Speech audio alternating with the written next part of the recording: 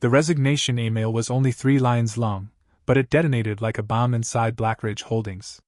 Ethan Cole sent it at 2:13 a.m. after finishing another 16-hour shift under fluorescent lights that buzzed louder than the exhausted voices around him. No explanation. No dramatic speech. No threats.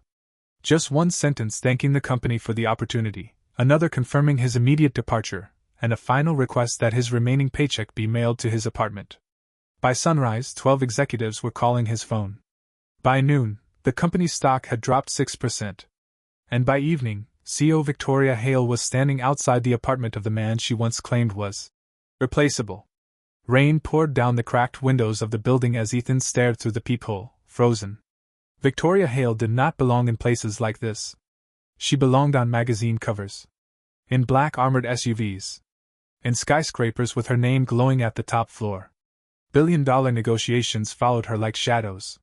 Entire industries shifted when she changed direction. But there she was. Standing in front of apartment 4C with rain dripping from her dark coat, one hand gripping a soaked envelope, the other clenched so tightly her knuckles were white. Ethan almost didn't open the door. Then his 6-year-old daughter Lily looked up from the couch and whispered, "Daddy, why does that lady look scared?" That was the first time Ethan realized Victoria Hale wasn't here to threaten him. She was desperate. The apartment smelled faintly of instant noodles and medicine. Lily had been sick for 3 days, and Ethan had spent the last of his savings on antibiotics after insurance denied coverage again. The kitchen sink leaked. One cabinet door hung crooked. A tiny plastic fan rattled near the couch because the building's air conditioning had died 2 summers ago. Victoria stepped inside slowly, taking in every detail without speaking. Her eyes landed on the stack of unopened bills near the television. Then on the sleeping bag spread beside Lily's bed. Then on the framed photo of Ethan in a Blackridge employee badge, smiling beside a team that no longer existed because the company had fired them during restructuring. Victoria swallowed hard. "You quit," she finally said. Ethan crossed his arms. "You noticed. You disappeared. You fired half my department. I had to. You said that last time too?"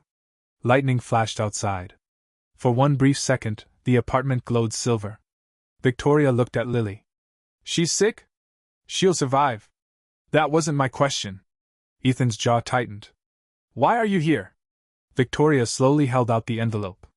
"I reviewed the server logs myself after your resignation." Ethan's expression didn't change. "You built the entire Orion security framework alone," she continued quietly. "You never submitted your name for credit." "Didn't matter. It saved the company from a cyber attack 6 months ago." He shrugged. "That's my job." "No," Victoria said, voice tightening. "It was everyone's job. But you were the only one who stayed awake for 72 hours fixing it while the executives celebrated at a rooftop party." Silence swallowed the room. Victoria looked down. "I didn't know." Ethan laughed once. Cold. Sharp. Empty. "Of course you didn't." The rain intensified outside, hammering the windows. Victoria took a breath like someone preparing to jump off a cliff. "The board wants to replace you before investors find out how much infrastructure depends on your systems. And they can't." Ethan said nothing. Victoria stepped closer. "You built redundancies nobody else understands.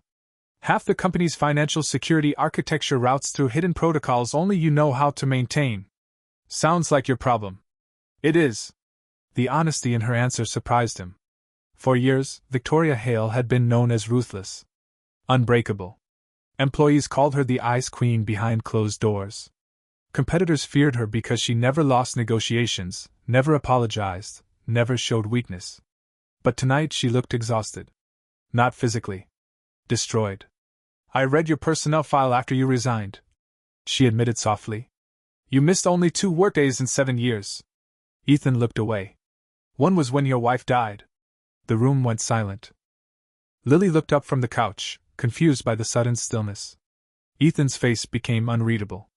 Victoria continued carefully. "The second was when your daughter was hospitalized with pneumonia. She almost died," Ethan whispered. Victoria lowered her eyes. "And the company docked your performance bonus that year because your attendance record fell below target." The air changed. It felt heavier suddenly. Like every buried resentment in Ethan's chest had finally taken physical shape. "You signed that report," he said quietly. Victoria didn't deny it. Ethan laughed again, but this time it sounded broken. "You know what's funny?" he said. "I still defended you." Victoria blinked. "When people said you were heartless, I defended you." His voice trembled now. "I said maybe you carried pressure nobody understood. I said maybe nobody ever gave you room to fail." He pointed toward the door. "But you know what your company gave me when my wife died?" Victoria's silence answered for her. "A condolence email generated by HR software." Lily looked between them nervously. "Daddy." Ethan immediately softened, kneeling beside her. "It's okay, Peanut." But Victoria saw his hands shaking. And suddenly, for the first time in years, she hated herself. Not in the polished, distant way powerful people occasionally regret decisions. No. This was raw. Violent. Because she realized something horrifying. Ethan Cole wasn't just another employee. He was the reason Blackridge Holdings still existed. And she had spent 7 years grinding him into dust. Victoria slowly reached into her coat pocket and pulled out another document. "I came to offer you a new contract." Ethan didn't even look at it. "I'm done. It's not a promotion. I don't care. It gives you ownership." That made him pause. Victoria placed the document carefully on the table. 20% equity. Ethan stared at her like she'd lost her mind. "No executive has ever received that much," she continued. "Not even senior partners. So why me?" Victoria's answer came instantly. "Because the company belongs to the people who built it." Thunder shook the building.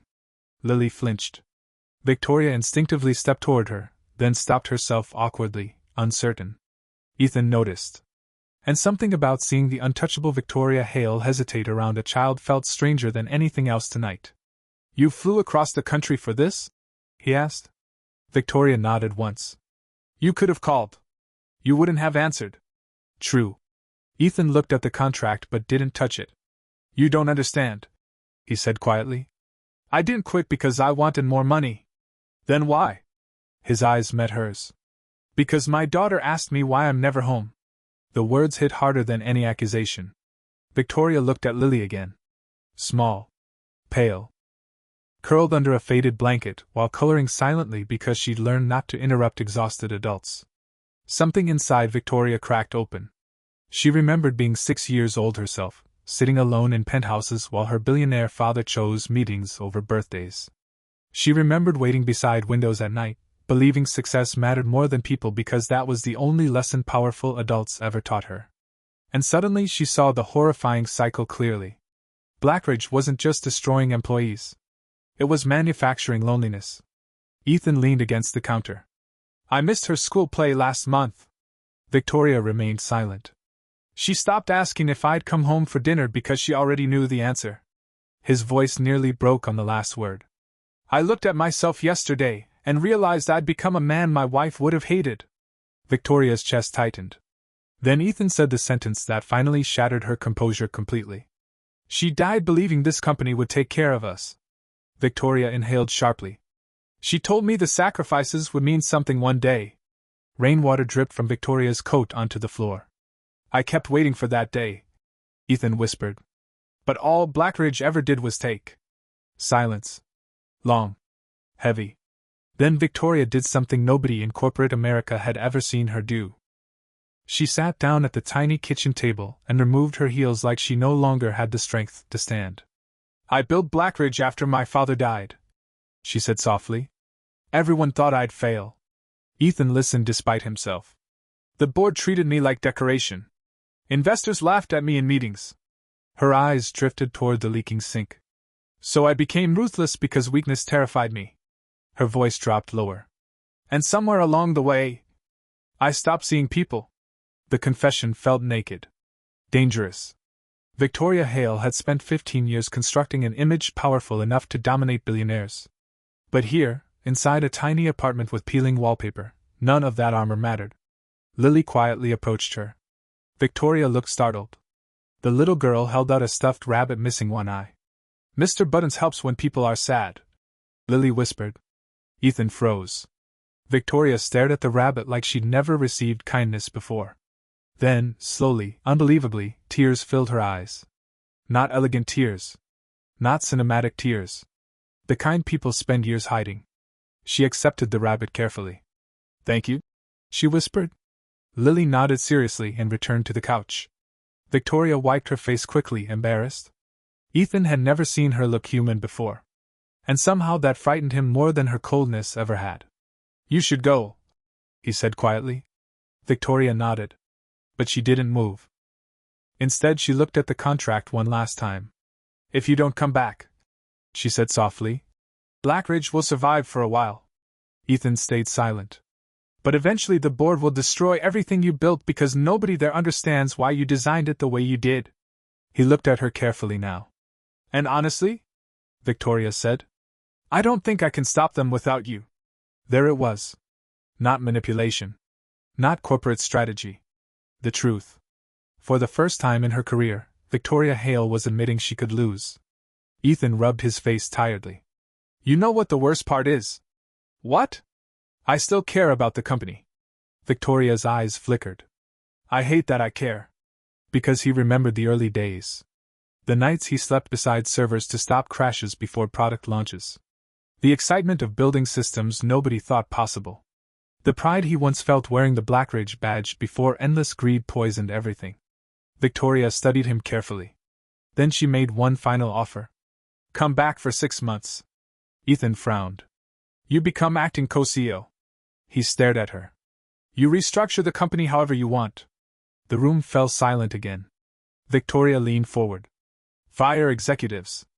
Rewrite policies. End the overtime abuse. Build the company you thought we were creating. That board would never allow it. They will if I threaten to walk away too." Ethan looked stunned. "You'd risk your position?" Victoria laughed weakly. "My position nearly cost me my soul." Outside, the storm slowly began fading. Lily had fallen asleep clutching her blanket. Ethan looked at her tiny sleeping figure for a long moment. Then back at Victoria. "You really mean this?" "Yes." "And if I say no?" Victoria stood slowly, exhaustion visible in every movement. "Then tomorrow morning I'll return to the office, pretend everything is fine, and watch a company built by brilliant people rot from the inside until it collapses." She picked up her heels. "But I'm hoping you don't say no." Ethan looked at the contract again. 20% equity. Acting co-CEO powers. Unlimited restructuring authority. It felt unreal. But what disturbed him most wasn't the offer. It was the expression on Victoria's face. She wasn't trying to save the company anymore. She was trying to save herself. Victoria walked toward the door. Then paused. Without turning around, she spoke quietly. "When your wife died, someone should have shown up at your door." Ethan said nothing. "I'm sorry nobody did." The door clicked shut behind her. And for a long time, Ethan simply stood there listening to the fading sound of rain. The next morning, Blackridge Holdings employees arrived to find security escorting 3 senior executives out of headquarters. By noon, the company announced emergency structural reforms. By evening, financial media exploded with rumors that CEO Victoria Hale had handed operational control to a former mid-level engineer nobody had ever heard of. And at 8:42 p.m., Ethan Cole walked back into Blackridge headquarters carrying Lily asleep on his shoulder because he refused to miss bedtime ever again. Every employee in the lobby froze. Victoria stood waiting near the elevators. Not in designer heels. Not surrounded by assistants. Just holding 2 cafeteria coffees. When Ethan approached, she handed him one silently. Then the most feared CEO in the country looked at the exhausted single father beside her and said quietly, "I accept your conditions." Ethan raised an eyebrow. "I never gave any." Victoria pressed the elevator button. "You're about to." The elevator doors opened. And together they walked back into the war waiting upstairs.